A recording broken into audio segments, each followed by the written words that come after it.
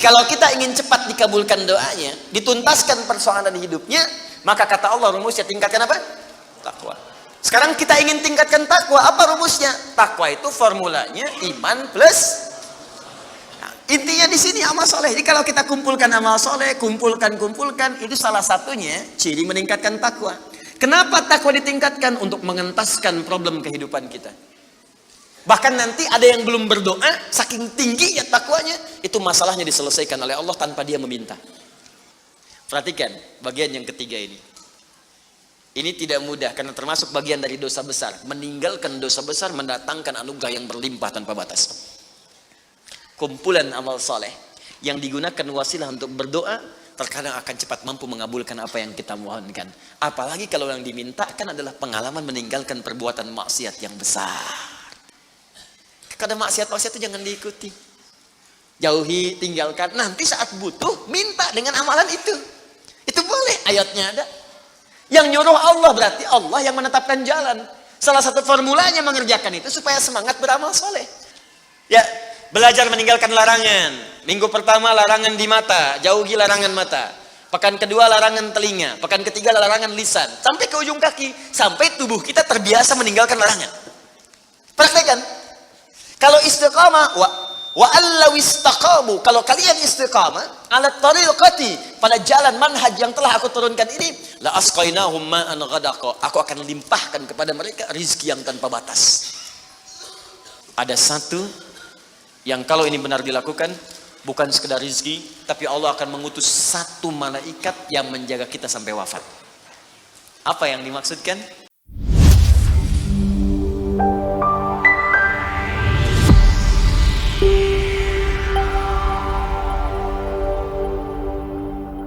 Sebelum masuk kepada kalimat selanjutnya, ghairil maghdubi alaihim waladdallin. Sebelum masuk ke sana, maka saya ingin sempurnakan dulu dengan satu kalimat. Jika sudah semua itu kita siapkan, model petunjuk dari Nabi, turunkan dari kalangan siddiqin. Siddiqin itu sederhana. Setiap Anda baca Quran, yakini, amalkan. Siddiqin tuh. Misal, saya mau baca dulu nih. Saya pengen jadi orang ikhlas, baca Al-Ikhlas.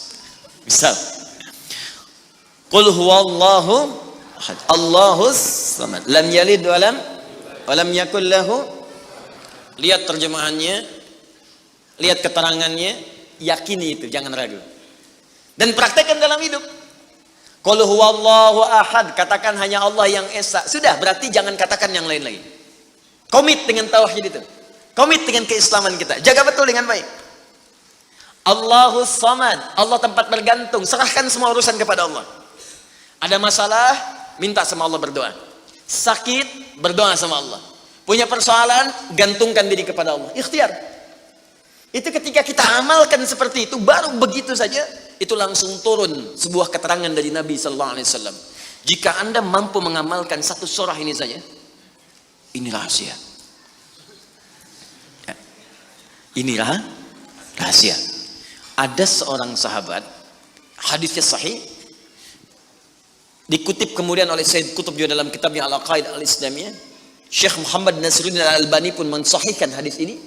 Ketika Nabi selesai kemudian menunaikan salat, terdengar seseorang berdoa. Perhatikan doanya. Doanya menggunakan pembuka surat Al-Ikhlas. Saking yakinnya Siddiq dengan ayat ini, dan dia mengamalkan kandungan isi surahnya, dia membuka doanya dengan surah ini. Saking yakinnya dengan surah ini. Perhatikan kalimatnya. Allahumma ushhidu bi annaka antal ahadus samad, alladzi lam yalid wa lam yulad wa lam yakul lahu kufuwan ahad.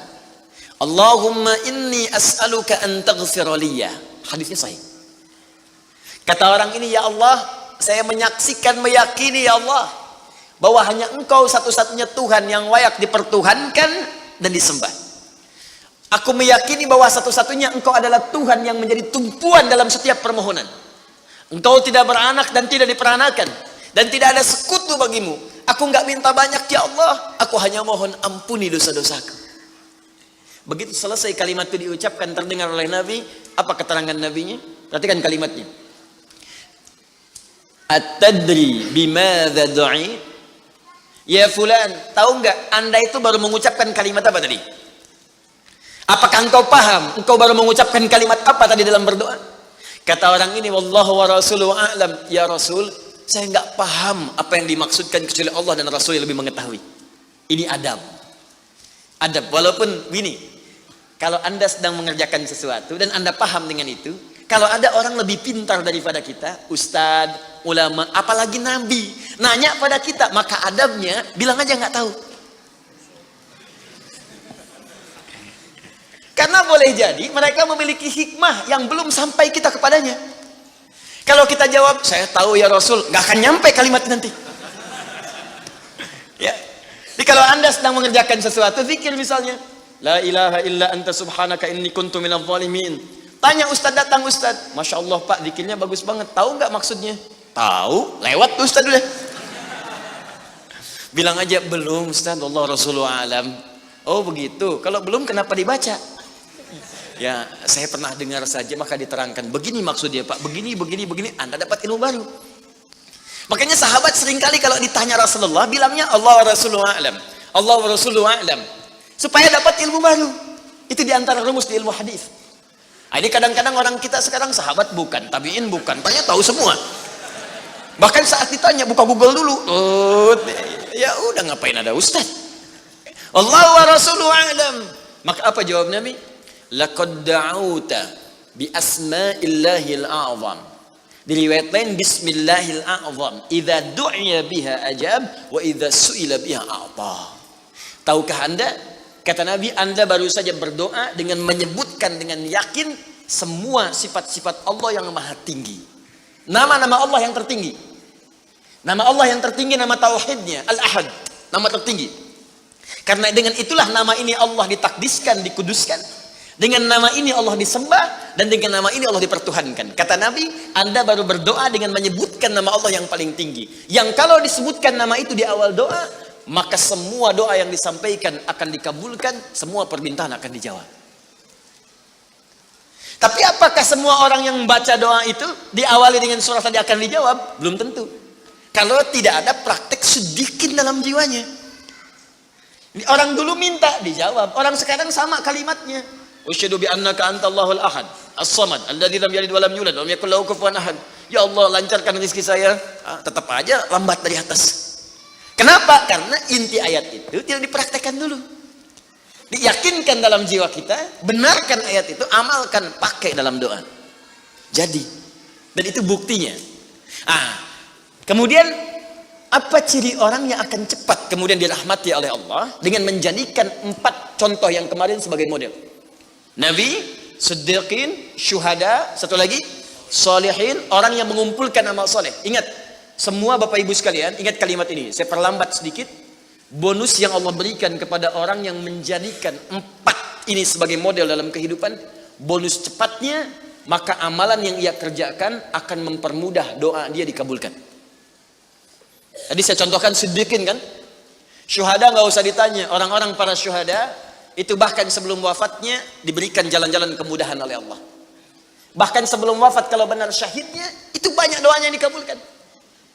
Bukankah para ulama bagian dari mujahid fisabilillah? Berapa banyak para ulama yang mengangkat tangannya dikabulkan? Imam Ahmad bin Hanbal pernah lewat, kemudian ada seorang mengatakan, Syekh, anak saya sakit, tolong doa kepada Allah. Kata Imam Ahmad, kamu ini doa-doa sendiri katanya. Imam Ahmad ingin mengajarkan, kamu kan masih punya lisan.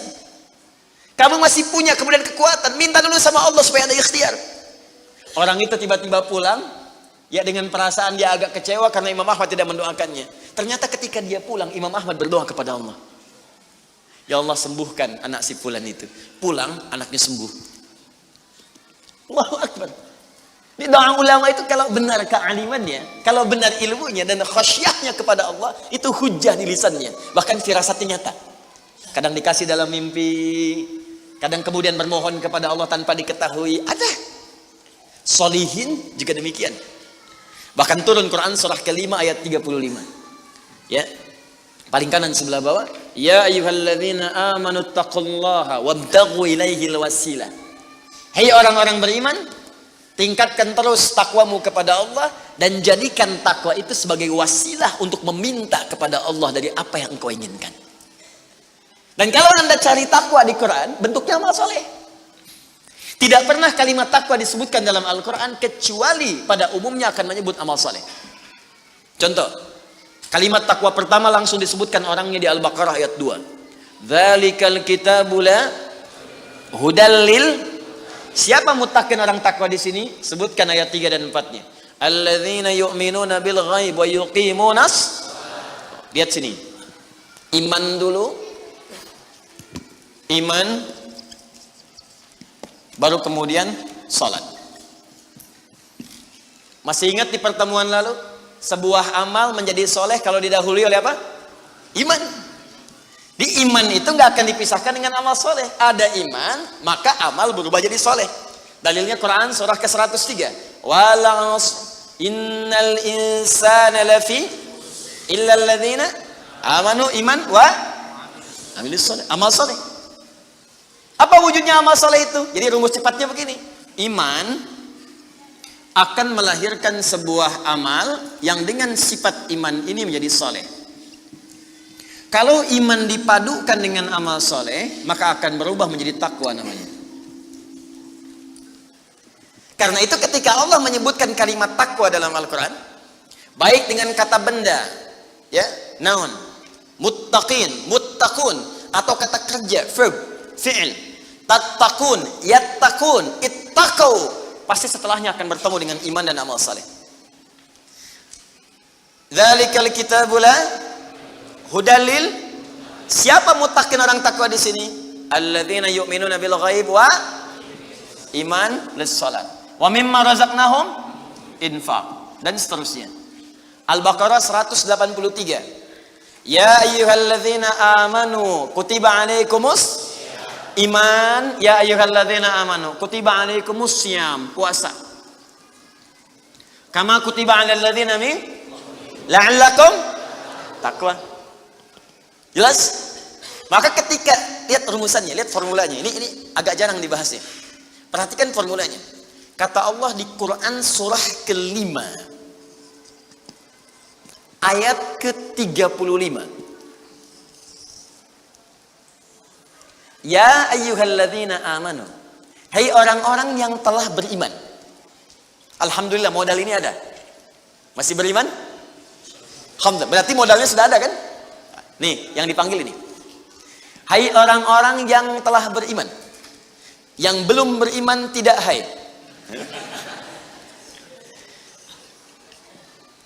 Ittaqullah. Tingkatkan takwamu kepada Allah. Yang diminta ini. Perhatikan rumusnya. Hai orang-orang yang telah beriman, tingkatkan takwamu kepada Allah. Wabtaghu ilaihil wasilah. Dan carilah dengan peningkatan takwa ini wasilah untuk mengabulkan doa-doa yang kita mohonkan. Jadi kalau kita ingin cepat dikabulkan doanya, dituntaskan persoalan hidupnya, maka kata Allah rumusnya tingkatkan apa? Takwa. Sekarang kita ingin tingkatkan takwa, apa rumusnya? Takwa itu formulanya iman plus. Nah, intinya di sini amal soleh. Jadi kalau kita kumpulkan amal soleh, kumpulkan, itu salah satunya ciri meningkatkan takwa. Kenapa takwa ditingkatkan? Untuk mengentaskan problem kehidupan kita. Bahkan nanti ada yang belum berdoa, saking tinggi ya takwanya, itu masalahnya diselesaikan oleh Allah tanpa dia meminta. Dalilnya Ustaz, Quran surah ke-65 di akhir ayat kedua. Di akhir ayat kedua, di awal ayat ketiga. Wa may yattaqillaha yaj'al lahu makhraja wa yarzuqhu min haitsu la. Siapa yang mampu meningkatkan takwanya kepada Allah, salatnya meningkat dari yang fardu tambah sunnah, amalan hartanya meningkat dari zakat tambah infak, amalan Qur'annya meningkat dari sekedar baca mulai kemudian tilawah atau mulai menghafalkannya, amalan puasanya meningkat dari Ramadan mencari sunnah-sunnahnya, tingkatkan. Maka pengertian persamaannya ya ja'allahu makhraja. Semakin meningkat takwanya, semakin aku tuntaskan semua persoalan kehidupannya. Di Bapak Ibu kayaknya nggak dapat masalah, padahal Anda tuh mengalami masalah sebetulnya. Cuman masalahnya sebelum dialami diringankan oleh Allah sehingga seakan-akan tak terasa. Ada yang langsung masalah dihadapkan di depannya. Tapi diberikan ketenangan dalam jiwanya, sehingga perasaannya nikmat saja. Padahal sebelumnya tidak begitu. Macet, sebelumnya menghujat, kadang mencela, klakson nggak berhenti, ya, bikin status juga, langsung kasih komen negatif, ya. Jakarta kesini banjir, siapa gubernurnya, misalnya. Apa solusinya? Ini begini, ini begitu. Apa solusinya? Apa ketenangan yang kita dapatkan? Tapi ada orang yang ketika dapat macet, tiba-tiba Allahu Akbar, dia cuma klik dengan satu tombol, klik keluar murotal. Alhamdulillah ya Allah, engkau kasih macet. Kalau enggak macet seperti ini, bagaimana aku kemudian mendekat kepadamu dengan mendengar murotal ini? Ternyata ketika macetnya 15 menit, hafal ayat 3 ayat. Selalu ada hikmah dalam kehidupan. Sedang zikir, ada yang berdoa, itulah yang dimaksudkan. Dientaskan persoalan, diberikan ketenangan, dan dipahamkan tentang nikmat yang diberikan. Ada orang yang minta dulu. Nah nanti orang soleh ini, solihin, itu diantara mereka bertawasul dengan amal solehnya. Ada yang sering bersolawat, tawasul dengan salawatnya. Ada yang sering infak, tawasul dengan infaknya. Bukankah kita pernah mendengar kisah yang sangat viral? Padahal masa itu belum ada media sosial. Tapi sampai kekinian sekarang. Kisah ini terjadi sangat lampau. Sampai sekarang lewat 15 abad masih viral, dibukukan. Perhatikan, kalau kita ikhlas, maka semua kisah kebaikan kita akan diangkat sampai di masa yang tidak batas, sampai terjadi hari kiamat kembali kepada Allah Subhanahu wa taala. Walaupun komunikasi alatnya tidak lengkap. Pernah dengar kisah 3 orang yang sedang berjalan, kemudian tiba-tiba ada hujan, berlindung masuk ke sebuah gua. Begitu masuk di dalam gua itu, kisahnya sangat populer sekali, sampai ada di Sahih Al-Bukhari, sampai sekarang sedang dikisahkan. 3 orang laki-laki sedang berjalan beraktivitas. Tiba-tiba datang hujan deras, berlindung masuk ke dalam sebuah gua. Ketika duduk di gua itu, tanpa sadar batu dari atas menggelinding menutup ke dalam muka pintu gua itu. Pus, rap. Saking padatnya tidak meninggalkan celah yang cukup untuk mereka keluar. Akhirnya setelah reda, berusaha untuk mendorong. 3 orang nggak sanggup. 1 lemas, yang 2 dorong makin nggak sanggup. 1 lebih lemas, 1 orang dorong, ya sama betul-betul nggak sanggup. 3 aja nggak sanggup, 1 pengen dorong, nggak bisa. Akhirnya yang paham rumus ini, dari 3 orang itu mulai berkata kepada teman yang 2, ini mustahil kita bisa kemudian tuntaskan kecuali kita bertawasul dengan amal soleh yang pernah kita kumpulkan dalam hidup. Jika kita sudah merasa tak mampu sebagai makhluk, maka ini tanda dari Allah untuk meminta kepada Khalik. Dan disinilah kita disadarkan oleh Allah pentingnya amal soleh. Maka kalau kita sudah merasa amal soleh kita bermanfaat, bahkan bisa dipakai dalam doa, nanti akan semakin semangat amal solehnya. Itu rumus Pak Bu. Di sekarang banyak orang itu tidak mengerti kenapa mesti beramal soleh. Karena itu ketika diminta beramal, malas. Maghrib sudah sholat, begitu isya kan, Allahu Akbar, ayo isya. Kok cepet amat, barusan udah maghrib sekarang isya lagi. Tapi kalau orang yang mengerti, Allahu Akbar, mudah-mudahan tiap menit sholat. Karena bisa minta. Bukankah dalam sholat itu minta? Ya, Rabbighfirli warhamni wajburni warfa'ni, permintaan semua. Dalam sujud minta lagi, minta. Selesai. Maka 3 orang itu bermohon dengan amalannya. Yang satu mengatakan, ya Allah, saya punya seorang ibu yang saya baktikan hidup saya untuk melayani beliau. Saya bekerja pulang kemudian tidak pernah saya mengambil sesuatu sebelum ibu saya dulu. Apa yang saya lakukan sebelum tidur, saya kemudian siapkan susu untuknya saat bangun, kemudian saya berikan terlebih dahulu. Saya tidak pernah menyentuh makanan sebelum ibu saya terlebih dahulu menyentuhnya. Satu kali saya datang, ya Allah, mendapati beliau sudah tertidur. Maka saya tidak berani menyentuh kemudian makanan itu. Dan saya punya kebiasaan ketika bangun saya siapkan air susu. Ya, saya bayangkan ibu memberikan ASI kepada saya, maka sekarang saatnya saya memberikan susu kepadanya. Kemudian saya tunggu di sampingnya, saya sampai ibu saya tertidur sampai bangun. Ketika dia bangun, saya tidak pernah terangkan kepadanya bahwa saya memegang nampan itu dari sejak malam sampai dia bangun. Kemudian saya tuangkan, saya minumkan kepada beliau, setelah beliau menyentuh baru saya makan. Kalau ini menjadi amal soleh yang pernah saya kerjakan, ya Allah, dan engkau ridha dengannya, mohon bebaskan kami dari kungkungan batu ini.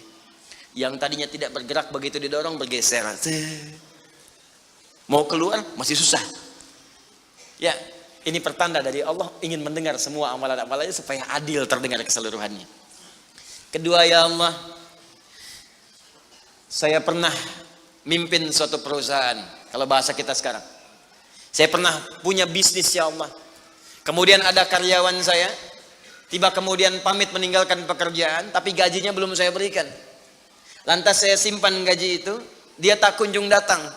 Kemudian saya berinisiatif, ya Allah, untuk menjadikan gajinya dia sebagai modal, karena khawatir kalau pulang nilainya sudah berkurang. Maka dibelikanlah oleh saya, ya Allah, kambing. Kemudian dikelola kambing itu.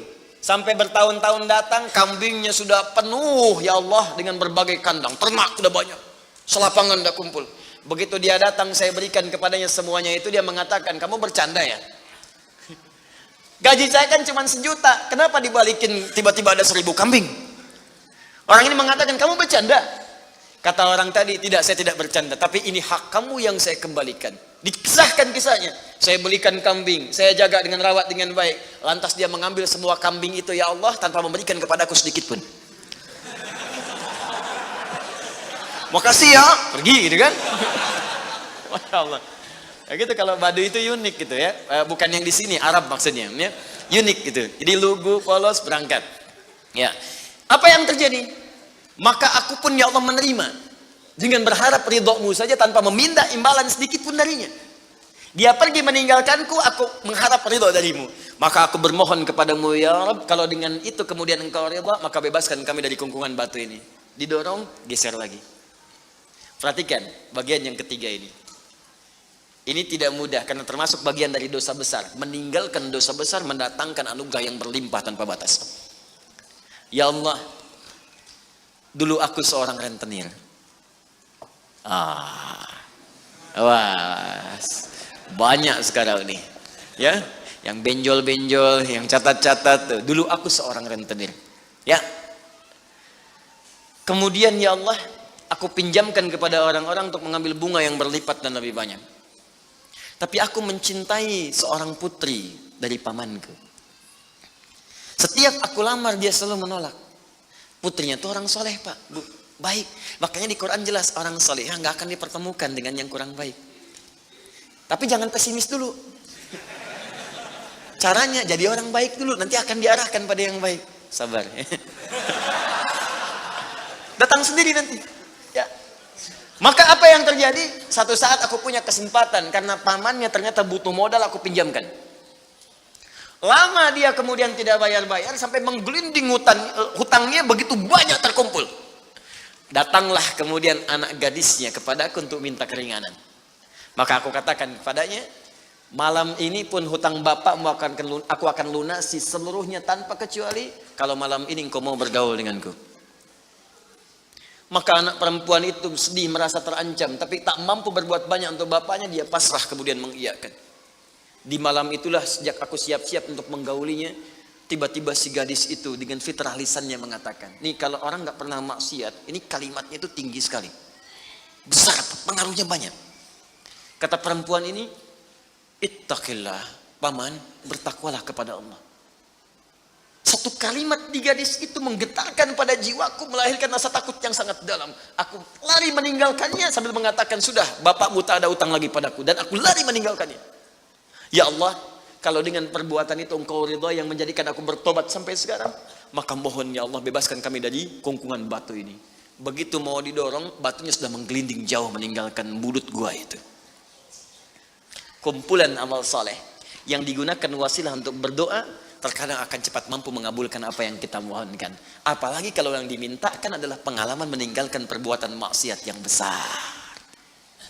Kadang maksiat-maksiat itu jangan diikuti. Jauhi, tinggalkan. Nanti saat butuh, minta dengan amalan itu. Itu boleh, ayatnya ada. Yang nyuruh Allah berarti Allah yang menetapkan jalan. Salah satu formulanya mengerjakan itu supaya semangat beramal soleh. Amal soleh itu kan cuma 2. Kalau enggak if'al, wala taf'al. Do it, live it. Kerjakan, tinggalkan. Kerjakan salat, jauhi zina. Kerjakan kemudian infak, jauhi bohong. Kerjakan ini, tinggalkan ini. Anda cukup kerjakan, tinggalkan. Dan dengan wasilah itu minta kepada Allah. Jelas sampai sini? Nah, ini mungkin doa banyak disampaikan tapi jarang terkabulkan. Karena pengertiannya terbalik. Yang ditinggalkan dikerjakan, yang dikerjakan ditinggalkan. Terus dengan pedenya minta, ya Allah mohon kabulkan. Susah. Kenapa? Naktas sauda. Ketika berbuat maksiat mulai ada penutup kemudian dicawan hatinya. Mulai yang ringan dulu begini. Sehingga saat cahaya akan masuk tidak tembus. Sedikit-sedikit. Allahu Akbar, Allahu Akbar. Dulu belum dengar adzan sudah ke masjid. Sekarang sudah dengar adzan masih belum semangat tuh ke masjid. Ini ada cawan nih yang ditutup. Makin keras lagi. Dulu masih nunggu qomat ke masjid. Sekarang sudah qomat mau dekat waktu sholat berikutnya gak ke masjid juga. Begini. Tapi kalau sudah begini, ini yang susah. Bahkan orang sholat pun masih disoal juga. Ngapain sholat? Tidak akan memberikan solusi. Soleh ya. Ini udah begini. Sulit. Karena itu ketika memohon kepada Allah, kalau makanannya haram, perangkatnya haram, maaf, minumannya haram, pakaiannya haram, itu anna yustajabu lidzalik, kata Nabi di hadis Muslim. Maka barangkali itu penyebab doa sulit dikabulkan. Bukan Allah nggak ngabulkan, ketika diberikan nggak tembus tuh, nggak masuk. Begini cara berpikirnya. Jadi Al-Fatihah mengajarkan kepada kita untuk istiqamah, menjadikan satu di antara 4 golongan Nabi, Siddiqin, Syuhada, dan orang soleh sebagai modal kehidupan, supaya salah satunya hidup kita ringan. Istiqamah. Kalau sudah istiqamah, maka apa yang diberikan? Limpahan tanpa batas. Quran surah ke-72 Al-Jin ayat ke-16. Saya selesaikan dulu yang ini ya sebelum pindah. Wa allaw istaqamu 'ala at-tariqati la asqainakum ma'an ghadaqa.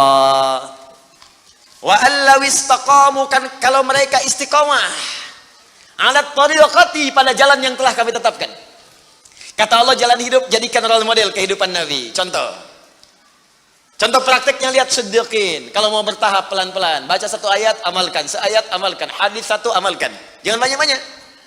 Ya, belajar meninggalkan larangan. Minggu pertama larangan di mata, jauhi larangan mata.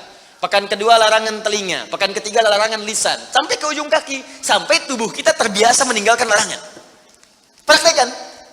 Kalau istiqamah, wa allaw istaqamu, kalau kalian istiqamah ala tariqati, pada jalan manhaj yang telah aku turunkan ini, la asqainahum ma'an ghadaqa, aku akan limpahkan kepada mereka rizki yang tanpa batas. Konon kalau disampaikan dalam keadaan azan, itu berpeluang besar benarnya. Karena itu, dan Al-Quran tidak ada yang salah. Ma'an ghadaqa di ayat ini bukan berarti air, tapi gambaran dari limpahan yang tiada bertepi. Bukankah kalau dalam saat haus paling enak minum air? Bukankah kalau energi itu hilang, air yang datang bisa menguatkan kembali? Ya kan? Bukankah air bisa menjadikan yang kotor menjadi bersih? Maka rizki itu sifatnya luas. Bisa jadi kemudian materi, bisa uang, bisa ketenangan, bisa limpahan keturunan, dan sebagainya. Istiqamah. Ada satu yang kalau ini benar dilakukan, bukan sekedar rizki, tapi Allah akan mengutus 1 malaikat yang menjaga kita sampai wafat. Apa yang dimaksudkan? Kita lihat setelah menunaikan salat isya berjamaah. Melanjutkan kajian kita karena waktu kita terbatas, dan mungkin malam ini juga akan menjadi penutup kajian kita di bulan ini. Karena itu saya ingin segera menyempurnakan sehingga kita bisa fokus untuk bisa menyimak dan mengamalkan apa yang telah kita pelajari. Baik, sebelum kita masuk kepada bahasan penyempurnaan kalimat ghairil maghdubi alaihim waladdallin, maka penting diketahui Allah memberikan pesan kepada kita untuk istiqamah di jalan Allah. Ambil role model yang jelas, ambil keteladanan yang benar, lalu pelan-pelan praktekkan semampu kita. Jangan terburu-buru juga. Kalau baru sanggup tahajud 2 rakaat, witirnya 1, bukan aib. Gak apa-apa kita kerjakan, jangan langsung paksa 11. Khawatirnya besok gak bangun lagi. Ya. Tidak apa-apa, 2 rakaat, witir 1, yang dibaca 3 kul, ya. 1 kul huwallah, 2 kul a'udzu birabbil falaq, witir kul a'udzu birabbin nas. Subuh 4:08, bangun 4:10, enggak ada masalah. Nanti besoknya turunin lagi, 3:30 bangun, bacakan mulai yang agak panjang dikit, besoknya lagi jam 3, naik pelan-pelan. Ya, sampai bangun jam 2, terus tidur lagi, kan? Bangun jam 5. Pelan-pelan lah, pelan-pelan. Ya, ini juga begitu. Jangan langsung ambil pengen level yang tinggi. Tidak, sedikit-sedikit, tapi bisa continue. Nah, kemudian yang paling menarik, Allah turunkan keterangan di Quran surah ke-41, Fussilat, ayat 30. Tadi saya sampaikan sebelumnya, jika kita istiqamah di jalan Allah, dengan yang tadi saya uraikan, maka Allah akan memberikan ma'an ghadaqa, limpahan yang sangat berlimpah tak terbatas. Ya, digambarkan, diilustrasikan dengan air. Air kan kalau melimpah itu, ghadaqa itu datang dengan melimpah. Ya, kayak air sungai yang deras gitu kan. Arusnya kencang. Itu kan kalau arus kencang nggak mungkin selebar sedotan gitu kan. Pasti banyak gitu ya. Nah, itu seperti itu limpahan rezeki yang kadang tak terbatas. Sampai kita mengatakan dunia ini kecil ternyata. Nah, ada lagi yang hebat. Apa amalannya? Innalladzina qalu rabbunallahu thumma istaqamu. Awas, kalimatnya sama-sama nih. Istiqamah, istiqamah. Istiqamah di jalan Allah ketika sudah Allah turunkan model kehidupan yang diikuti. Pakai inna, harfu nasbin wa taukidin tansibul isma wa tarfa'ul khabara mabniun 'alal fathi la mahalla lahu min al-i'rabi. Paham? Tidak. Ya, kita ngaji dengan ilmu nahwunya. Inna harfu nasbin wa taukidin, huruf yang berfungsi menasabkan. Kalau menasabkan dalam kaidah gramatikal artinya menjadikan harakatnya itu mansub pakai fathah. Jelas? Fathah itu pembuka. Kalau fathah masuk dalam kalimat pembuka di Al-Quran, kalau masuk ke sebuah kisah, ini menunjukkan cara menerjemahkannya. Kami buka kisah ini. Contoh, ini praktek bahasa ya. Quran surah ke-21 ayat 83. Wa ayyuba pakai fathah. Walaupun ataf diikutkan pada hukum sebelumnya. Wa ayyuba idnala rabbahu anni massani yadhurru wa anta arhamur rahimin. Wa ayyuba, cara menerjemahkannya, dan kami buka kisah Ayyub untuk menjadi inspirasi bagi hamba Allah yang kemudian diuji dengan penyakit, seperti apa zikirnya agar disembuhkan oleh Allah. Makanya di akhir ayat 84-nya ditutup dengan kalimat wa dzikra lil 'abidin. Kisah ini akan jadi pengingat bagi hamba Allah yang saleh yang saat diuji dengan penyakit dia berzikir seperti Ayyub melakukannya, maka saya berjanji akan menyembuhkannya. Itu mansub. Nah, kemudian kalau kita tarik ke balaghah, nasab itu artinya sesuatu yang ditancapkan dengan kuat. Nasabar rajulu asahu, seorang lelaki menancapkan tongkatnya dengan kuat alal ardi, ke tanah, sehingga tidak goyang. Nah, kalau ada kalimat dalam Al-Quran dibuka dengan inna, inna harfu nasbin, huruf yang menguatkan, maksudnya informasi yang disampaikan oleh Allah di ayat ini tancapkan ke hati kita dengan kuat, dan jangan goyang. Kalau tidak goyang berarti nggak ada keraguan. Sebab kalau masih goyang ragu namanya. Berangkat gak ya? Berangkat gak ya? Berangkat gak ya? Nah, ya? Sudah, kalau sudah mantap lakukan. Berangkat, lamar dia sekarang. Ya, misal ya. Ya. Datang ternyata belum kenal itu kan, main lamar aja. Baik, bisa. Cek dulu, maksimalkan dulu, nasab, tancapkan pada jiwa. Kemudian wataukidin, kuatkan, dan nancap, kuatkan supaya nggak goyah. Ayat ini mengatakan innalladzina qalu, orang-orang yang meyakinkan. Qalu di sini bisa mengatakan, intinya menguatkan pada jiwa. Ya, kalimat untuk menguatkan itu bisa dikatakan. Ini secara psikologi, kalau ingin orang menguatkan sesuatu, dia katakan tuh, saya bisa, saya bisa, saya bisa. Ya, kamu bisa, kamu bisa, kamu bisa. Itu yang punya teorinya kita di Al-Quran. Yang praktekkan orang Jepang, orang Korea. Ya, waktu ada benteng Takeshi itu kan, kamu bisa, dia taklukkan Takeshi. Orang Korea itu kalau kecil-kecil dari TK nyusul Jepang, disusul sampai sekarang. Jepang punya Honda, dia punya Hyundai. Ya, Jepang punya ini, dia punya ini. Jepang ke Piala Dunia, dia ke Piala Dunia. Naik terus. Ya, itu yakinkan pada diri kita, bisa nih, bisa nih, kuat. Nah, jadi innalladzina qalu rabbunallah, orang-orang yang meyakinkan pada jiwanya dan tidak goyah, Rabbunallah. Dalam setiap situasi dia bersandar kepada Allah.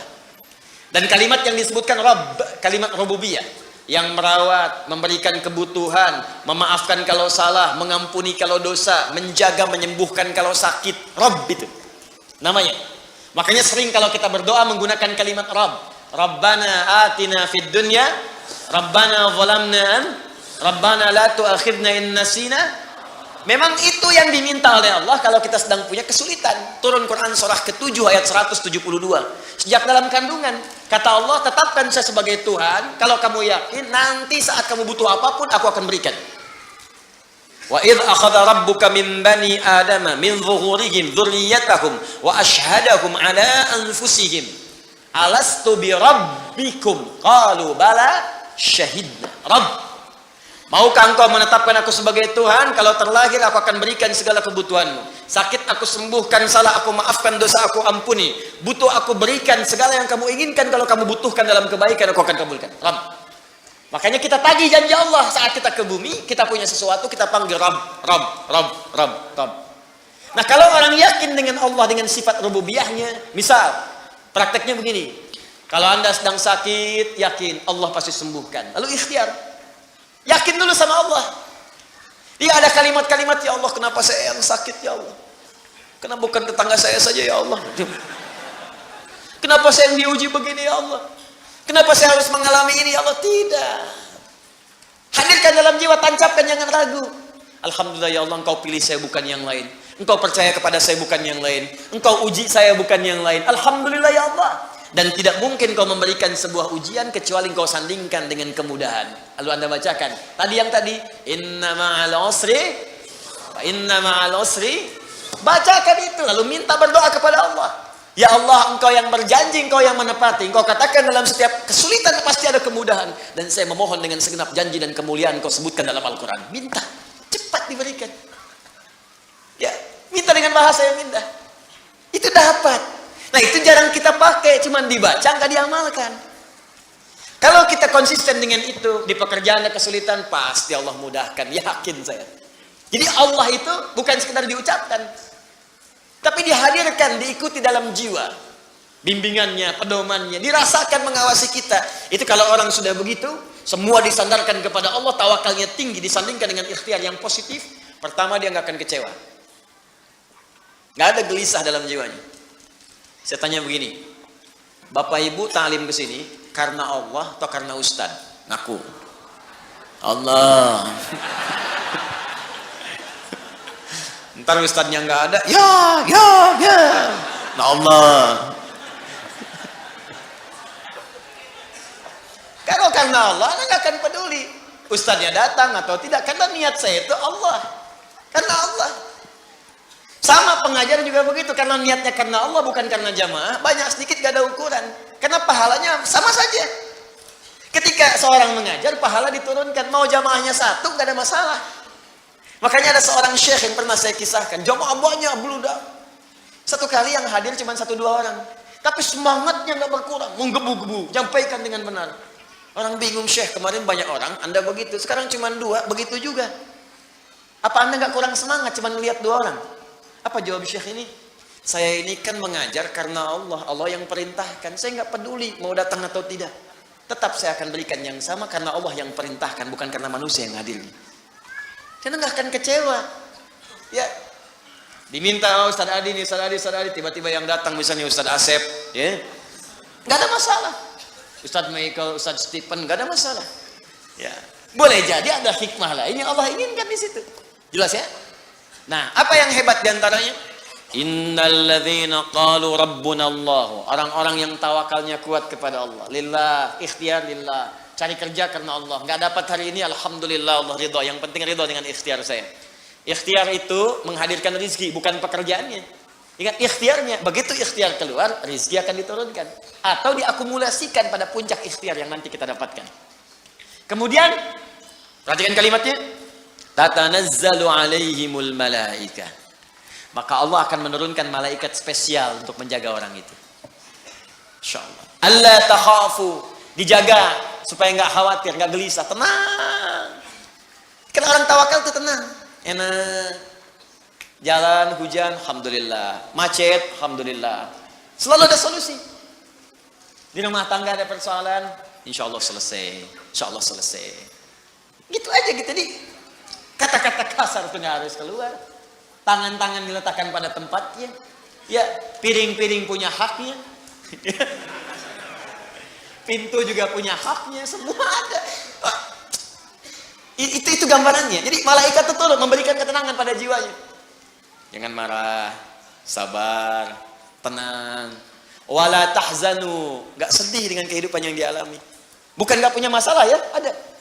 Ya, huzan itu sedih berlebihan. Bukan berarti nggak kecewa. Kadang ada kecewa, tenang lagi. Ya, perasaan itu ada.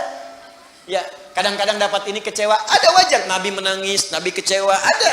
Cuman dihibur oleh Allah dan malaikat. Tenang. Bukan cuman kamu, Nabi Ayub pernah sakit. Bukan cuman kamu yang dilempari, Nabi Ibrahim dilempari. Bukan cuma kamu yang diusir, Musa juga diusir. Ada. Itu hiburan. Tasliyah, tenang dalam jiwa kita. Wa abshiru bil jannati allati kuntum tu'adun. Dan Allah berikan kemantapan dalam jiwanya. Gak apa-apa capek saat di dunia. Toh pada akhirnya semua orang juga akan capek dan istirahat di alam kuburnya. Cuman saya menantikan surga yang dijanjikan oleh Allah Subhanahu wa ta'ala. Memang kalau nggak mau capek, ya di alam kubur, Bu. Sepanjang di dunia pasti capek. Tapi kalau orang tawakalnya kuat, ketika ada capek pun dia sabar. Nah, itu kalimatnya. Jadi itu penutup dalam kalimat suratal ladzina an'amta alaihim. Jadi kalau ingin nikmat, ikuti pola hidup orang yang dulu itu seperti apa, keluarkan sesuai konteksnya kita bekerja sebagai apa, nilainya praktekkan oleh kita dan istiqomah di jalannya. Nah, teruskan. Ghairil maghdubi alaihim waladdallin. Ya Allah, mohon palingkan aku dan jangan tunjukkan kepadaku jalan-jalan yang pernah ditempuh oleh orang-orang yang engkau murkai atau mereka tersesat di jalanmu, sekalipun mereka merasakan kenikmatan hidup yang sedang mereka jalani. Awas, ya, fokus ya. Ini yang saya kaji, saya kumpulkan dari beberapa kitab-kitab. Kadang yang pokok saya bawa kitabnya. Seperti ini Tafsir Al-Quranil Azim karya Ibnu Katsir rahimahullah. Nanti saya bacakan dulu, nanti saya padukan. Yang tadi saya terangkan belum tentu didapatkan di sini. Ya, jadi Bapak Ibu catat dengan baik, lihat dan praktekkan. Nanti di akhir saat kita bertemu lagi, setelah selesai baru saya bikinkan khulasah atau intisari dari pembahasan dan kurikulumnya. Yuk kita sempurnakan dulu. Ghairil maghdubi alaihim waladdallin. Qara'al jumhuru ghairi bil jar. Mayoritas ahli qiraat membacanya menggunakan kasrah, ghairi, i. Ya, ghairi 'ala an-na'ti. Ya, 'ala an-na'ti menunjukkan kepada sifat yang sebelumnya. Jadi persamaan inti permohonan. Na'at itu sifat, ya. Na'tun atau sifatun yang disifati man'ut atau mausuf. Cirinya harokatnya sama dengan sebelumnya. Ya, contoh begini. Siratal ladzina an'amta alaihim. Siratal ladzina. Ini mohon maaf ya, paham nggak paham, ikutin aja dulu ya. Kalau ini bagian bahasa ini, nanti maknanya baru ngerti. Kalau kaidahnya memang mesti belajar dulu ya. Jurumiyah, setelah itu naik imritis, setelah itu naik alfiyah, kaji lagi ilmu sorof, baru paham. Tapi kalau memang nggak paham, jangan berfatwa. Ya, ikutin dulu aja ya, ikutin dulu. Nanti salah-salah fatwanya bisa rembesan ya. Sini lihat. Sirata alladzina. Ini mudhaf, ini mudhaf ilaih. Mudhaf ilaih itu, ini jar. Jar itu, ini harokatnya kalau biasa jadi kasrah. Misal, contoh begini. Ini kitab. Apa artinya kitab? Buku, ya. Kitabu, misalnya rajulin, seorang lelaki. Rajulin. Ini kalau ini nyambung, kitabnya si fulan, seorang lelaki, maka kalimat kedua ini harokat akhirnya pakai i. Jar. Kasrah. Kitabu rajulin. Jelas? Ini mudhaf ilaih. Maksudnya disandarkan kalimatnya. Yang ini, harokat yang ini, kalimat kedua pasti kasrah. Kecuali kalau kata sambung, konjungsi. Seperti alladzi, allati, alladzina, maka harokatnya sudah mutlak. Mutlak. Kalau alladzina pasti a. Kalau alladzi pasti kasrah di ujungnya dia. Kalau allati kasrah di ujungnya di ja. Nggak bisa berubah.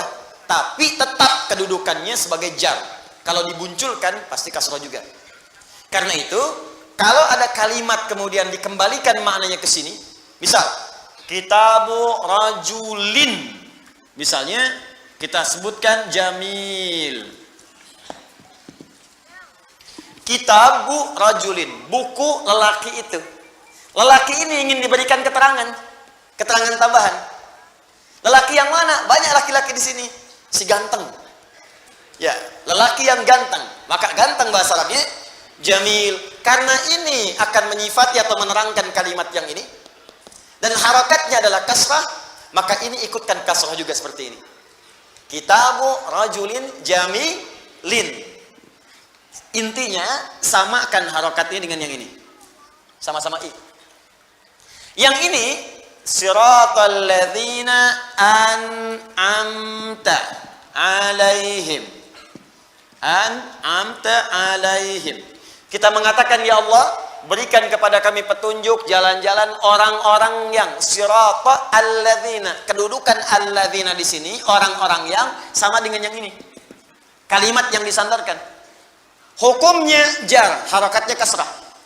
Cuman karena konjungsi kata sambung, maka harakatnya tetap jadi fathah. Padahal hukumnya mesti jar begini.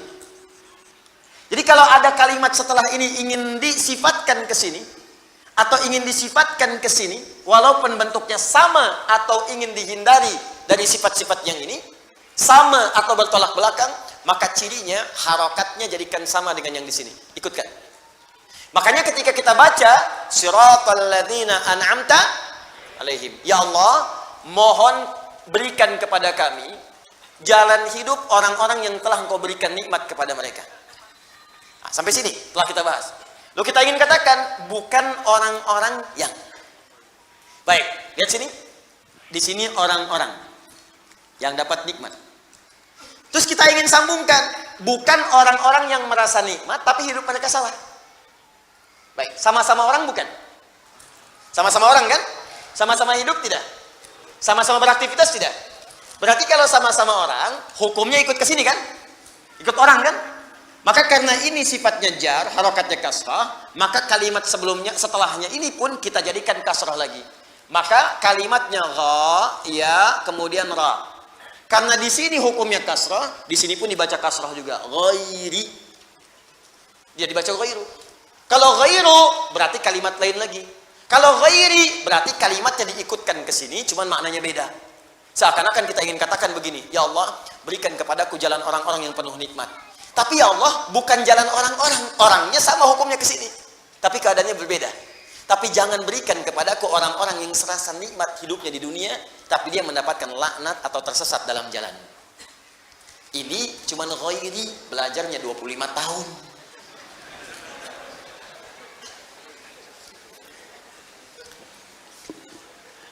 Ini memang dalam Pak Bu, nggak paham nggak apa-apa, nggak paham nggak ada masalah. Yang penting kita bisa memahami maknanya ketika mengamalkan kandungan dia. Saya hanya ingin jelaskan kalimat cepatnya begini. Saya ingin jelaskan kenapa dibaca dengan ghairi, diikutkan pada hukum sebelumnya, menunjuk kepada orang. Kesimpulannya begitu. Paham? Ya.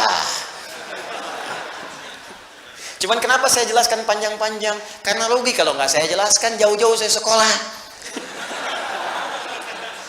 Jauh-jauh saya sekolah banyak baca kitab, kemudian kita baca kitab, banyak-banyak saya tamatkan, tiba-tiba nggak dibahas, rugi. Jelas ya? Baik. Tapi saya nggak paham Ustaz, salah sendiri. Baik, intinya pertama dibaca ghairi, bisa dibaca ghairi menunjuk kepada orang-orang yang punya perasaan sama dengan sebelumnya serasa nikmat, tapi mendapatkan laknat ataupun murka dari Allah Subhanahu wa Ta'ala. Qala Zamakhsyari. Zamakhsyari pernah berkata, pengarang kitab Al-Kasyaf. Itu bahasa Arabnya luar biasa dikuasai. Ilmu-ilmunya tinggi sekali. Sampai beliau kemudian punya kelemahan jalan dengan tongkat. Ya, ingin tinggal di samping Ka'bah. Sehingga disebut dengan Jarullah, tetangganya Allah. Ini bahasa balaghah, tetangga Ka'bah. Tapi kalau sudah berjalan tongkatnya kedengaran, maka orang-orang yang sedang mengajar seperti ini turun dari kursinya. Karena malu takut salah kedengaran dari Syekh Zamakhsyari. Boleh diikuti pendapat-pendapat tafsirnya, tapi masalah hukum-hukum pandangannya dalam tauhid dan fiqih, maka disarankan tidak untuk diikuti. Karena Mu'tazilah alirannya. Ya, alirannya Mu'tazilah, tapi pendapat-pendapat tafsirnya ini sejalan dengan Ahlus Sunnah. Kecuali dalam pembahasan masalah-masalah, ya ada cabang-cabang tauhid, bukan pokok, cabang-cabang tauhid juga terkait dengan persoalan-persoalan di fiqih. Baik. Wa quri'a bin nasbi 'alal hali wa hiya qira'atu Rasulillah sallallahu alaihi wasallam wa Umar bin Al-Khattab wa ruwiyat 'an Ibnu Katsir. Fokus. Kalimat ghairi bisa dibaca juga dengan nasab ghaira. Saya ulang. Di ghairi bisa dibaca dengan ghaira. Jadi kalau nanti ada yang baca ghaira dalam tafsir, ya ghairal maghdubi, jangan disalahkan. Karena bacaan ini pun bersumber dari Rasulullah SAW. Umar bin Khattab pernah baca dengan ghaira, juga diriwayatkan dari Ibnu Katsir rahimahullah, salah satu qurra. Ya, di antara Quran. Paham dari sini? Baik, jadi bisa dibaca ghairi, bisa dibaca ghaira. Kalau dibaca ghaira berarti menunjukkan keterangan yang berbeda dari sebelumnya. Cara memahaminya begini. Ya Allah, tunjukkan kepadaku jalan orang-orang yang telah Engkau berikan nikmat. Kata Allah, saya tunjukkan. Ikuti para nabi, siddiqin, orang saleh, syuhada. Ya Allah, jangan berikan kepadaku jalan orang selainnya. Maka dibaca ghaira. Jelas ya? Karena beda dengan yang sebelumnya. Hal. Paham? Ya Allah, aku pengen yang ini saja, bukan yang ini. Maka dibedakan, langsung baca ghaira. Tapi kalau kita baca ghairi, wah, ini kalimatnya lebih lengkap lagi, kompleks maknanya.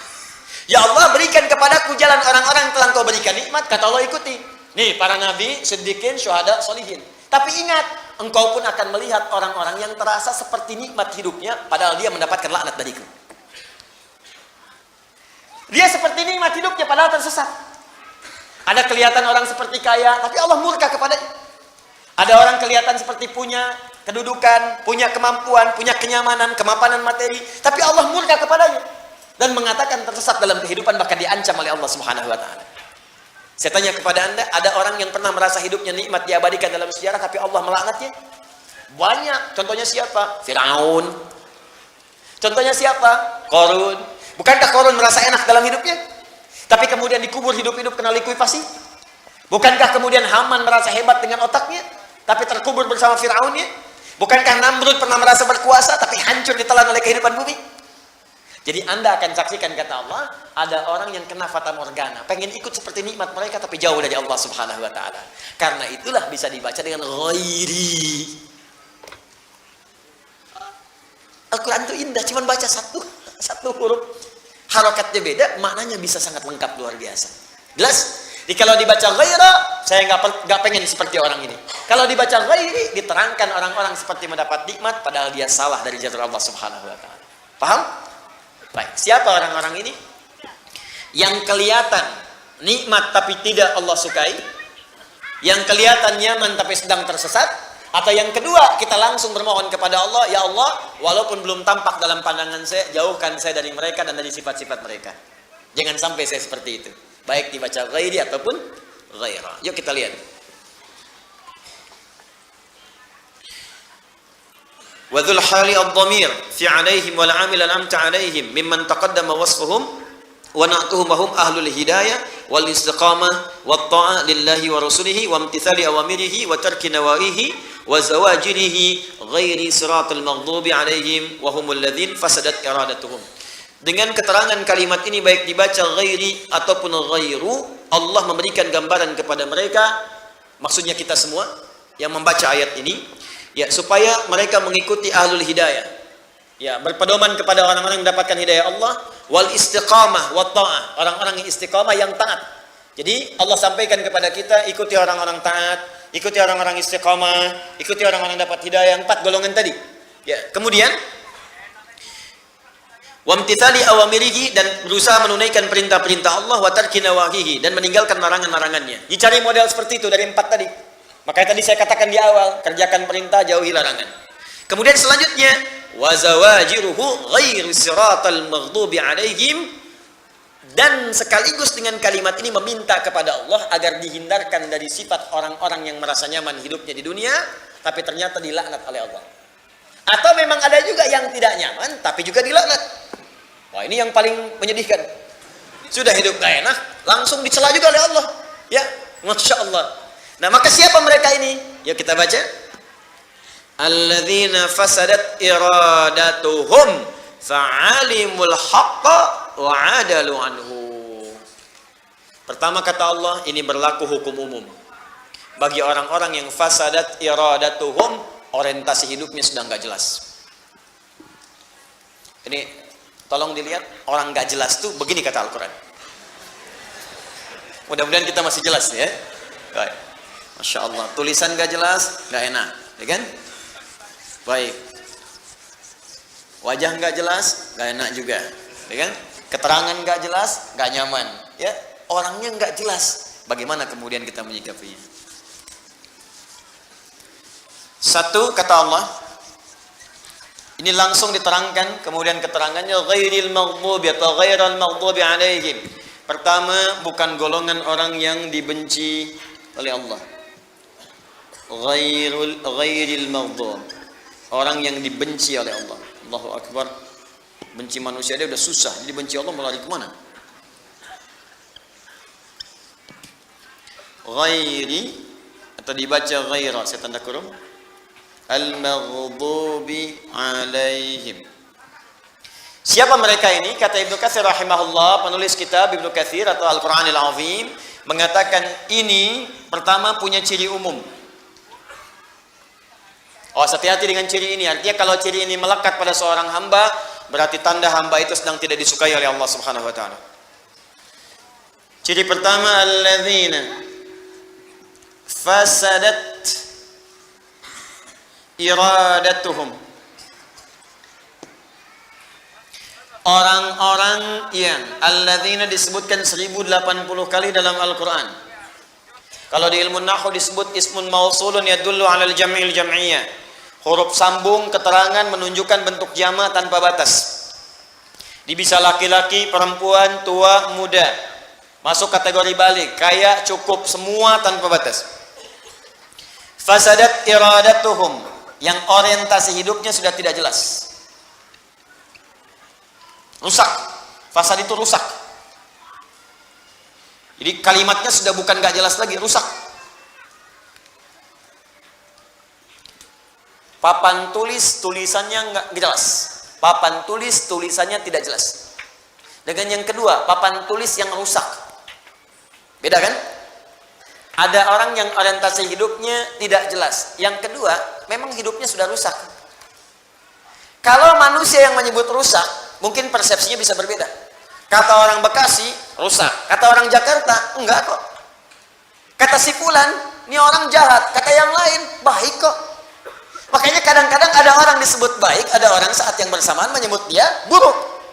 Jadi kalau ada satu visi dengan orang yang lain, pandangan bisa beda. Menurut preman itu baik. Menurut yang suka mabuk itu bagus. Tapi bagi yang nggak suka mabuk, buruk. Mencuri, buruk. Bagi siapa? Bagi yang tidak mencuri. Bagi para pencuri, profesi. Bagi kita korupsi, buruk. Yang nggak korupsi. Bagi koruptor, itu peluang. Bagi pezina, zina itu bagian kehidupan. Bagi yang nggak zina, nggak akan menikmati. Ya, bagi pelaku maksiat, maksiat itu memang bagian dari kehidupan. Bagi orang taat, benci. Makanya kalau ada bagian dari yang halal sudah nggak suka dalam hidup kita, pandangan sudah nggak suka melihat yang halal dari pasangannya, pendengaran sudah nggak suka mendengar yang halal. Artinya ada bagian maksiat masuk ke dalam bagian tubuhnya. Ada yang paling tinggi, rusak kata Allah. Sehingga dengan rusaknya itu, mohon maaf, dia mendapatkan murka Allah Subhanahu wa taala. Telinga rusak, mata rusak, lisan rusak, hati rusak. Siapa orang-orang itu? Alladzina alimul haqqa wa hum alimu al-haqqa wa adalu anhu. Allahu akbar, na'udzubillah min haula. Mereka itulah orang-orang yang sudah mengerti sebuah kebenaran dengan jelas. Benar. Jelas, hujahnya nggak bisa dibantah lagi. Memang jelas. Dan mereka yakin itu benar.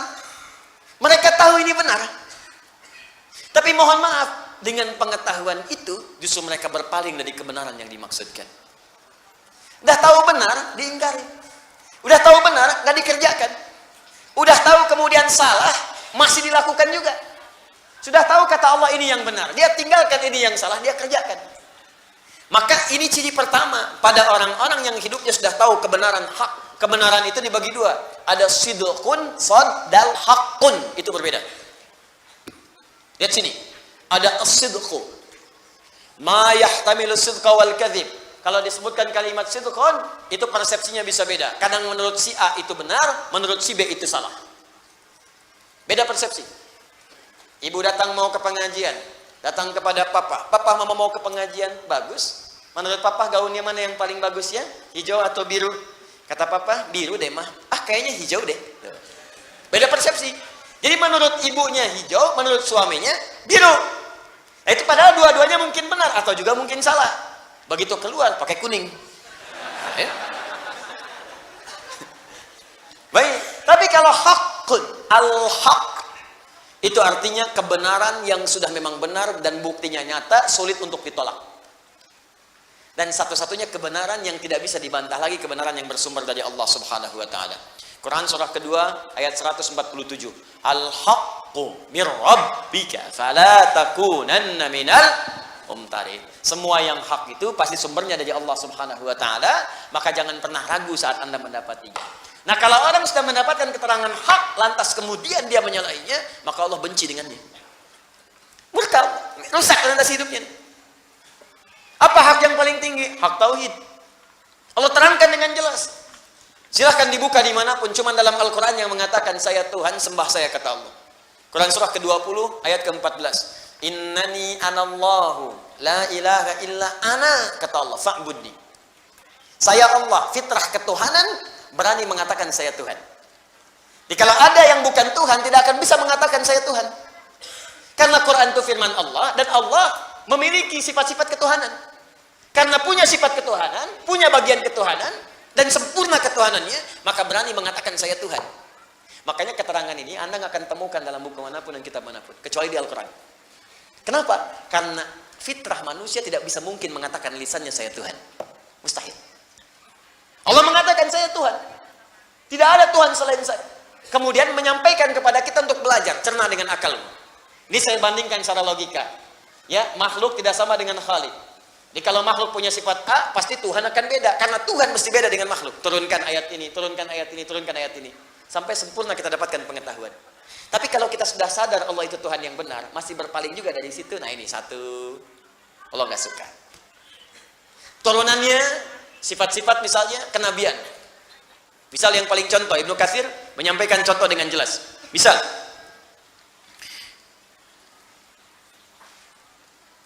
wahumul ladzina fasadat iradatuhum fa'alimul haqqa wa 'adadu anhu wa la siratal dhalin humul ladzina faqadul ilma fahum haimuna fid dhalalah. Teruskan.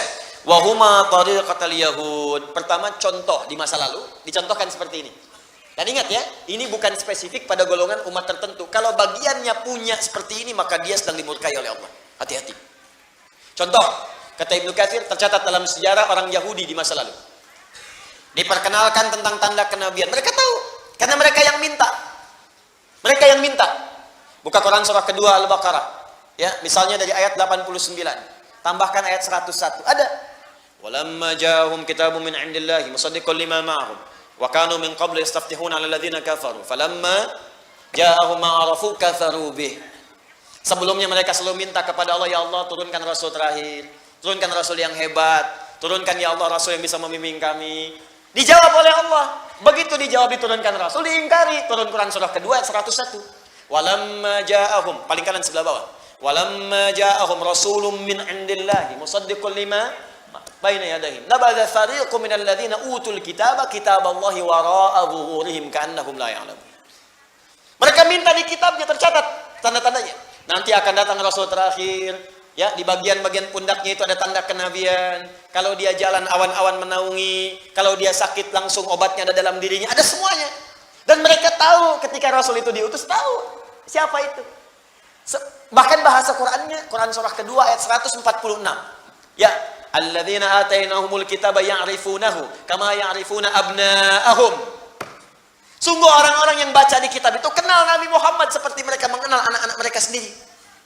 Bapak kan kenal anak bapak, kenal betul. Nggak mungkin anak saya diklaim anak bapak, saya marah. Saya kenal anak saya, nggak mungkin saya ngaku anak orang anak saya. Karena tahu betul fisiknya begini, caranya begini, dia paham betul. Semirip-miripnya anak bisa kita bedakan. Ada anak kembar 100, pasti ada bedanya.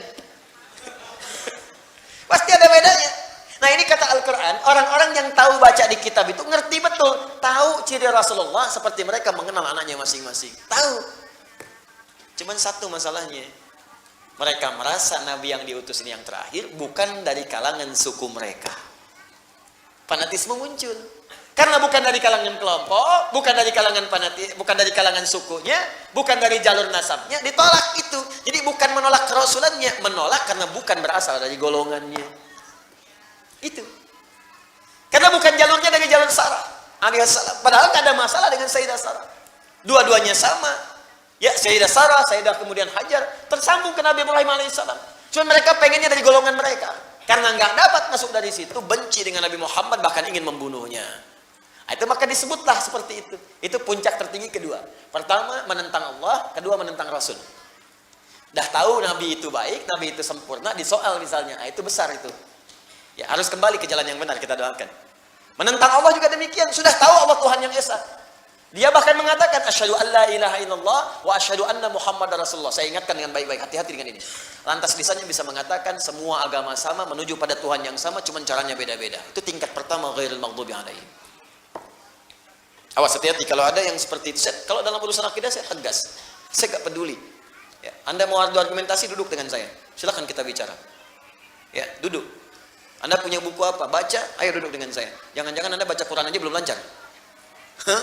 Anda bisa mengatakan semua agama sama, dalilnya ini, baca di hadapan saya. Saya pengen tahu bagaimana cara baca Anda. Ya.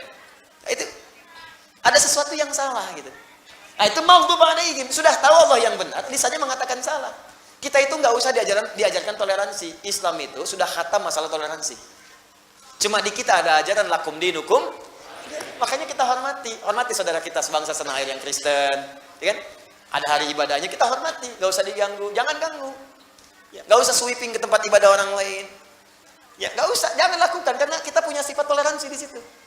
Ya, tapi juga jangan terlampau heboh ya, agama hari ibadahnya aja belum muncul, kenapa sudah pada heboh begini? Ya, kita hormati, kita toleransi, jangan sweeping, jangan ganggu, hormati mereka, mengganggu dosa kita. Tapi kalau bertanya tentang Islam, jelaskan itu keindahannya. Jelas sampai sini? Di kita khatam di wilayah-wilayah itu dan kita diminta untuk menjaga nilai keutuhan dalam kehidupan. Jelas? Nah, itu contoh yang mudah dan kadang membuat kita itu nggak sadar. Ternyata banyak sekali ajaran tayangan yang bisa membuat Allah murka. Dan itu mungkin yang menghambat doa-doa kita itu. Baca buku, salah buku yang dibaca, yang menjauhkan kita dari Allah. Ikut ceramah, salah ceramah yang menjauhkan kita dari tuntunan Rasulullah. Mendengar sesuatu, salah baca, mungkin itu yang menjadikan doa itu jarang terjawab. Nggak sadar kita masuk sebuah jebakan, hati-hati, yang sebetulnya itu sudah diingatkan dari sejak dulu, cuman casingnya beda. Luarnya tidak sama, kelihatan seperti bagus tapi buruk. Itu sudah diingatkan di Quran. Buka Quran surah kedua ayat 204, paling kiri sebelah atas di mushaf.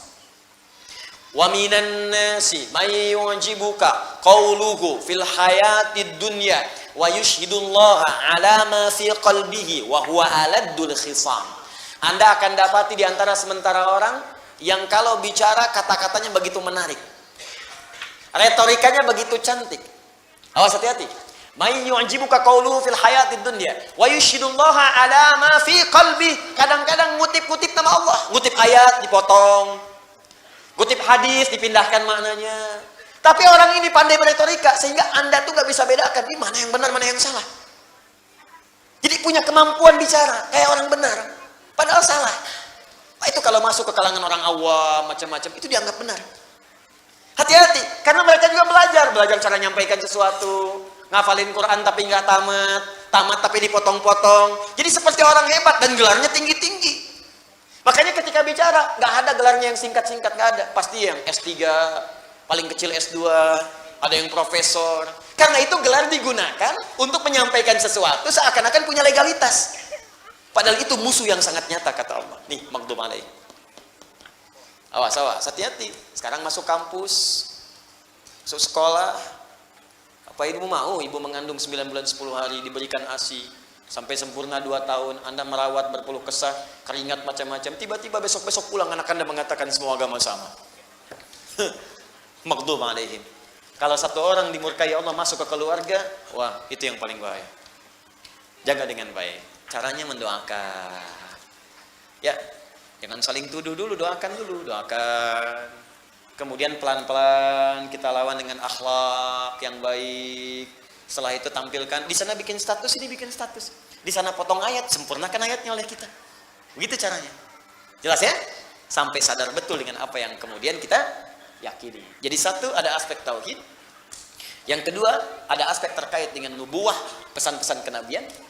Yang ketiga, ada muamalah. Ini yang banyak terjadi sekarang. Dan tanpa sadar itu bisa menghambat doa. Jadi walaupun Anda amin tiap hari 17 kali amin dalam sholat nih. ghairil maghdubi 'alaihim waladdallin. Amin. Man wafaqa ta'minu ta'minal malaikah ghufira lahu ma taqaddama min dzambi. Siapa yang baru amin saja bersamaan dengan aminnya malaikat, maka bonus ya diampuni semua dosa-dosanya. Bonus.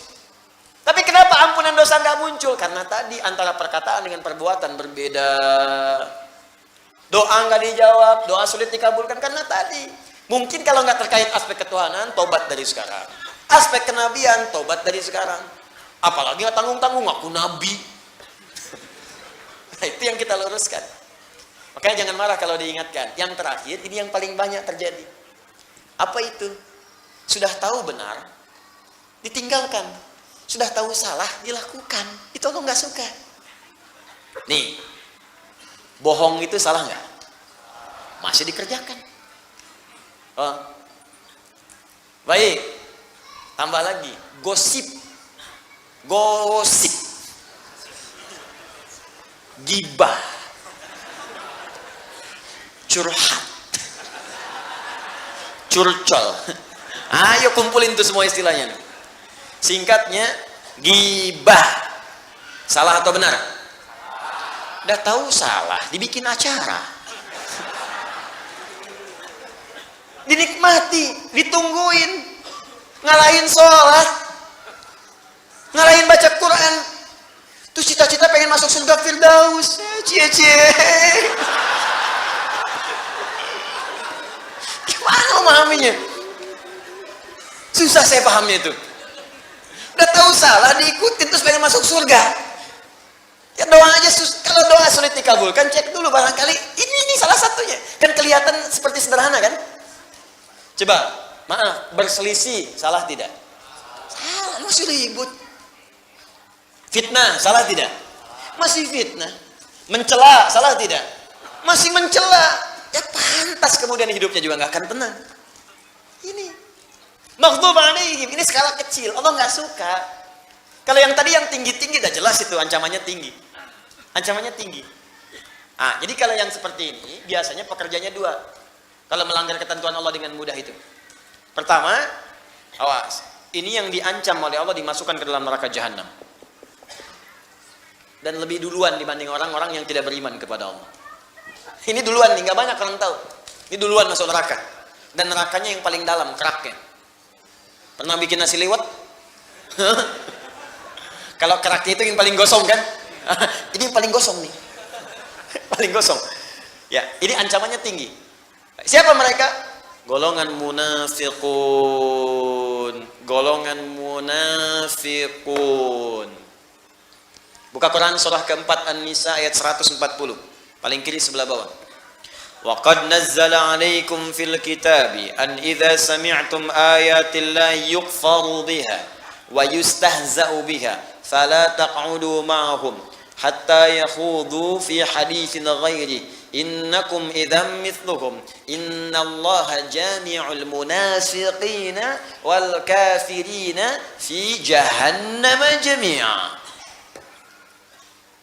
Innal munafiqina fid darkil asfali minan nar. Keraknya. Telah tetap ketentuan dalam Al-Quran. Jika Anda menemui, mendengar atau melihat, menyaksikan orang-orang sengaja memanipulasi ayat-ayat Allah, diputar balikan ayatnya, atau sengaja diingkari, sudah tahu benar kemudian ditinggalkan. Wa yustahza'u bi, atau sengaja mengolok-olok atau memprovokasi, itu semua. Bisa jadi tingkat paling tingginya supaya orang menjauh dari Allah. Contoh, bapak orang munafik namanya disepakati oleh para sejarawan dengan Abdullah bin Ubay bin Salul. Abdullah bin Ubay bin Salul. Itu disebut dengan Abul Munafiqin. Para sejarawan menyebutkan itu bapaknya orang munafik sebumi. Ya. Dan di akhir hidupnya bahkan dilarang oleh Allah, Nabi dilarang oleh Allah untuk menyolatkan jenazah ini. Di lisannya mengaku beriman. Itu kalau sholat, safnya pertama. Depan Nabi senyum-senyum. Senyum, nyapa, proposalnya bagus-bagus ke Nabi. Ini banyak nih sekarang, ya Allah, umat begini. Tapi di belakang Nabi memprovokasi. Menghambat dakwah Nabi disampaikan kepada kaumnya. Ini Muhammad dia cuma pemecah belah saja. Muhammad cuma cari muka saja. Muhammad begini. Dihambat orang supaya tidak belajar dengan Nabi Muhammad. Dihambat orang supaya tidak kemudian mendatangi Nabi Muhammad. Dihambat orang supaya tidak mendapatkan kebenaran dari risalah Nabi Muhammad SAW. Yang paling dahsyat, itu Nabi masih berlaku baik. Berharap mau kembali, didoakan. Tapi pilihan jalan itu diikuti. Pilihan jalan Abdullah bin Ubay bin Salul diikuti, nggak mau kembali dia. Jadi begitu kemudian yang paling dahsyat ini, datang dia mengatakan, ya Rasulullah masjid sudah penuh. Bagaimana kalau kemudian kita bikin masjid lain aja supaya terpisah bagian-bagiannya? Kata Nabi, oh bagus juga ya. Padahal di belakang dia kumpulkan pengikutnya, dia katakan, Muhammad itu punya markas, kita akan punya markas juga. Dia bikin masjid lain namanya Dirar. Bukan masjid, tapi tempat untuk makar kepada Nabi. Maka turun perintah dari Allah, hancurkan itu karena itu bukan masjid. Bukan menghancurkan masjid. Hancurkan tempat itu karena itu bukan masjid. Ketika mau meninggal pun masih ingin menampakkan dekat dengan Nabi. Pengen ditengok. Dalam sakitnya, anaknya datang, Abdullah. Ini Abdullah anaknya soleh. Jadi jangan hukumi munafik satu orang, itu untuk seluruh keluarganya. Belum tentu. Jangan bully orang yang tidak sama sifatnya.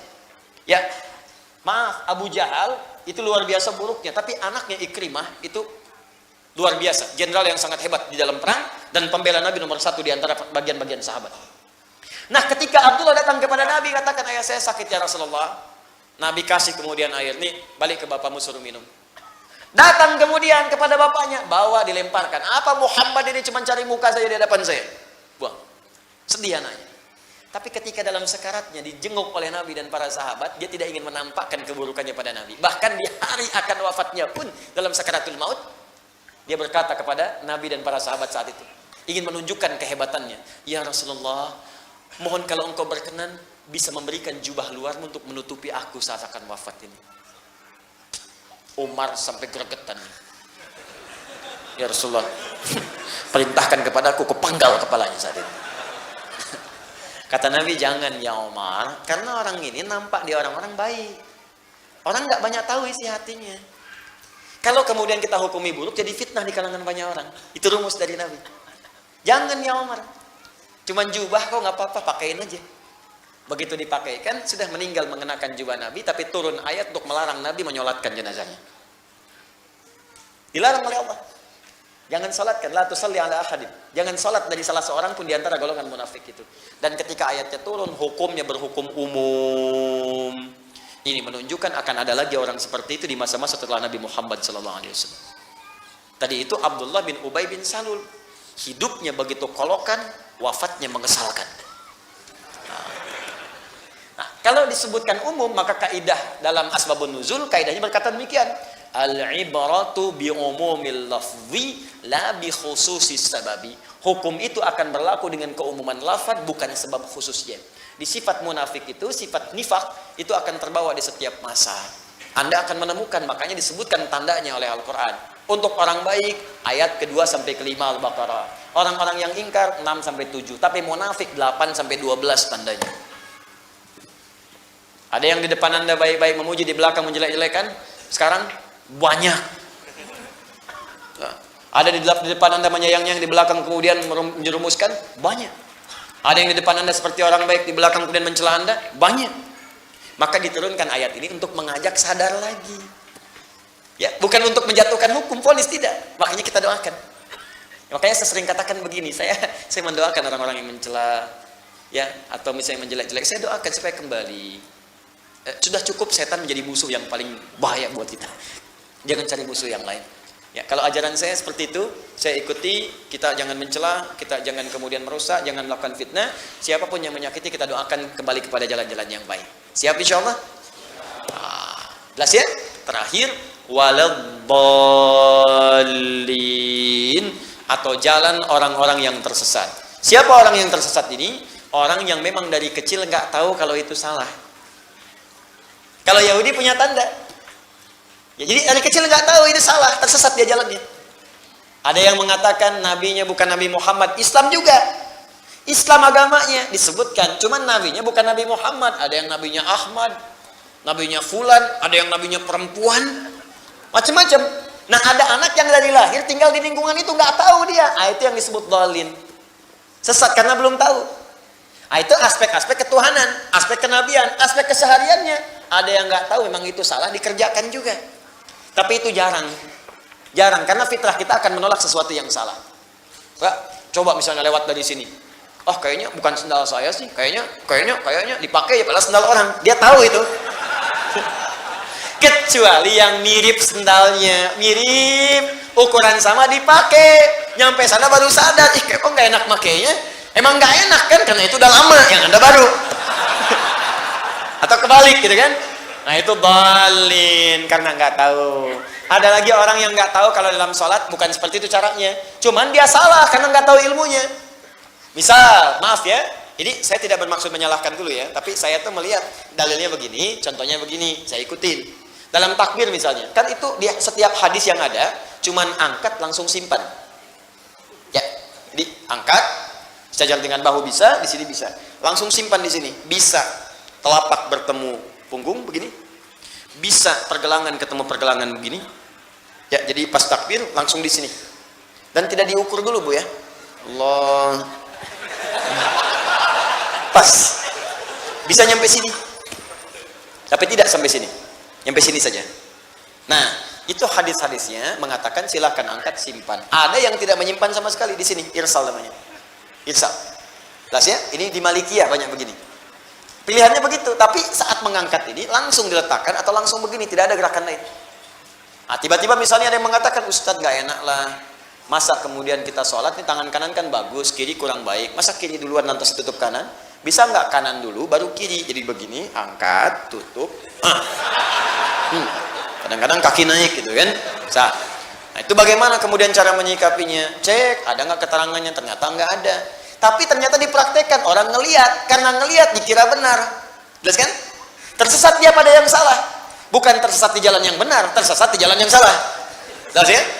Baik, jadi begitu dia kemudian salah, fokus baik-baik, salah dia tuh. Terbawa selama hidupnya karena nggak pernah mendapatkan yang benar. Nah, itu yang dimaksudkan salah jalan, diluruskan lagi. Jadi mohon izin, saya mencari di kitab-kitab hadis, saya belum menemukan. Bahkan maaf ya, di kitab hadis palsu pun tidak ditemukan yang berputar seperti ini. Ya. Di kitab hadis palsu pun. Jadi pemalsu hadis pun tidak tertarik memasukkan hadis ini karena sudah jelas. Paham ya? Nah, jadi kadang-kadang ada bagian tertentu yang kita nggak paham diikut-ikut, makanya turun Quran surah ke-17 ayat ke-36 supaya kita nggak tersesat. Wala taqfu ma laysa laka bihi ilmun innas sam'a wal basara wal fuada kullu ulaika kana anhu mas'ula. Ini prinsip umumnya. Kalau ada ajakan pada yang belum jelas, jangan diikutin. Ini banyak nih. Sekarang ikut saya yuk, kemana? Ikut aja, kejutan. Kalau dalam fikih Qurannya jangan. Tiba-tiba diajak ke tempat maksiat, tiba-tiba diajak ke tempat yang dilarang, tiba-tiba melihat tayangan yang tidak bagus, jangan diikuti, perjelas dulu. Kita punya kata Allah sumber-sumber pengetahuan, ada pendengaran manfaatkan, ada pandangan cek, ada akal cek dulu, supaya tidak sesat jalan. Waladhdallin. Jelas sampai sini? Baik, kalau di bawah ditarik ke dalam tauhid banyak nanti aliran-aliran dalam persepsi Islam. Ada yang tidak kenal Allah, ada yang kenal tapi sengaja dijauhkan, ada, maka masuk dalam dua golongan tadi. Kalau dalam kenabian, ada yang sesat gak tahu Nabi Muhammad, akhirnya membenci, ada kan? Di aspek kenabian karena belum kenal. Dulu di Denmark, di Belanda, ada yang mencela Nabi, bikin kartun tentang Nabi, menjelek-jelekan Nabi karena belum kenal. Bukan karena tahu menjelekkan, bukan karena belum kenal, dijelek-jelekan, bolin. Begitu dijelaskan kepadanya, datang. Saya punya kawan dari Kuwait, namanya Syekh Al-Farisi. Itu orang hebat, punya kampanye mencintai Nabi, tapi kampanyenya internasional. Jadi begitu menemukan orang yang tidak suka dengan Nabi, dia akan datangi. Pernah bertemu saya ke Jakarta, saya ketemu, kita ngobrol, bikin program mencintai Nabi, bagaimana share dengan di lain-lain tempat. Saya pernah diundang untuk dipertemukan. Jadi ada seorang yang pernah ingat, yang pernah mencela Nabi, bikin kartun tentang Nabi, pernah ingat? Ya, ada yang di Belanda, Arnold, ada yang di Denmark. Itu satu waktu oleh beliau didatangi. Cerita pada saya. Begitu didatangi, diajak makan malam. Tapi nggak pernah nyebutkan kalimat apapun. Nggak pernah nyebutkan tentang Nabi, nggak pernah apa, nggak pernah. Cuman beliau ngajak makan malam aja. Disambut, dijamu, makan malam di restoran yang paling enak, tempat yang paling mewah, dia ajak datang. Nggak pernah bicara apapun, ngobrol aja. Begitu kemudian, keluarlah kalimat dari pencela tadi kepada Nabi. Apa yang menjadikan Anda menjamu saya dengan luar biasa begini? Dari tadi Anda cuma bicara yang netral, yang baik-baik, jamu saya, semua difasilitasi. Maksudnya apa katanya? Apa yang motivasi Anda? Apa jawaban dari Syekh Al-Farisi ini? Kata beliau, inilah yang diajarkan oleh Nabi Muhammad yang Anda celah untuk memuliakan orang yang belum kita kenali. Langsung bengong, seketika tak bisa berucap. Lalu kemudian dia pamit pada saat itu meminjam referensi tentang Nabi Muhammad. Dibaca dengan benar. Begitu kenal, asyhadu an la ilaha illallah, asyhadu anna Muhammad Rasulullah. Langsung diajak ke Mekah, dikasih haji, ketemu Syekh Sudes. Dilihatin sama saya foto-fotonya. Ketemu Syekh Sudes, kemudian sekarang jadi duta di negaranya untuk mengenalkan Islam dengan lebih baik. Itu yang tadinya nggak kenal menjadi kenal. Makanya ada kalimat mengatakan tak kenal maka ta'aruf. Tuh, bukan tak sayang, Bu. Tak kenal maka ta'aruf. Ya, karena tidak kenal itu tidak harus selalu sayang. Ibu kenal dengan suami tetangga masa sayang? Jelas ya? Tak kenal maka maka kita berlindung kepada Allah. Ya Allah, jauhkan saya dari punya sifat-sifat sudah tahu benar tapi saya tinggalkan. Sudah tahu salah saya kerjakan. Minta perlindungan setiap hari 17 kali. Tapi karena nggak dibaca dalam hati, maksudnya hatinya nggak ikut, cuman di lisan, jadi gersang. Makanya hatinya nggak terobati. Karena hati nggak terobati, walaupun sholat 17 kali baca Al-Fatihah setiap hari, nggak ada pengaruhnya. Ada yang gibah aja, ada yang baru selesai sholat udah ngomongin imamnya. Gara-gara imam nih bacaan kepanjangan. Telat saya pulang, baru selesai sholat. Ada yang kajian udah ngobrolin ustadznya, macam-macam. Padahal sedang berbuat yang baik, tapi saat bersamaan mengerjakan yang salah. Saya cuma mau tanya, sudah berapa banyak Anda membaca ghairil maghdubi 'alaihim waladdallin setiap hari sampai dengan malam ini? Dari sejak usia kita. Pertanyaannya, dari setiap ratusan ribu bacaan yang kita bacakan, berapa banyak yang diamalkan di situ? Jangan-jangan kita nuduh orang, ternyata telunjuk itu menunjuk kita sendiri. Bukankah saat satu menunjuk yang lain, empatnya kembali kepada kita? Hah? Coba dicek lagi. Awas hati-hati, waladdallin, atau banyak yang nggak tahunya selama ini. Sehingga banyak salahnya. Salat nggak tahu yang dibaca, ruku yang nggak tahu yang diungkapkan, mau sampai kapan? Itu skala kecilnya. Skala kecilnya. Maka dari itu, kalau orang benar Al-Fatihahnya, meninggalkan segala yang dilarang oleh Allah, mengerjakan segala yang diperintahkan, punya model kehidupan yang jelas, maka apapun yang dia minta, Allah akan segera menjawabnya. Karena itulah ditutup dengan kalimat amin, yang diartikan istajib ya Allah, mohon jawab doa-doa kami. 17 kali dalam sehari. Itulah yang dimaksudkan dalam kalimat siratal ladzina an'amta 'alaihim ghairil maghdubi 'alaihim waladdallin. Rezeki tidak pernah tertukar dan tidak pernah salah alamat ketika seorang hamba menjaga iman dan takwa. Allah membuka pintu rezeki dari arah yang tidak disangka-sangka. Jangan lelah memperbaiki diri, jangan berhenti berdoa dan berikhtiar. Karena Allah Maha mengetahui apa yang terbaik untuk hambanya. Semoga Allah melapangkan rezeki kita, memberkahinya dengan ketenangan dan kebaikan, serta menuntun kita menuju jalan pulang yang diridhoi olehnya.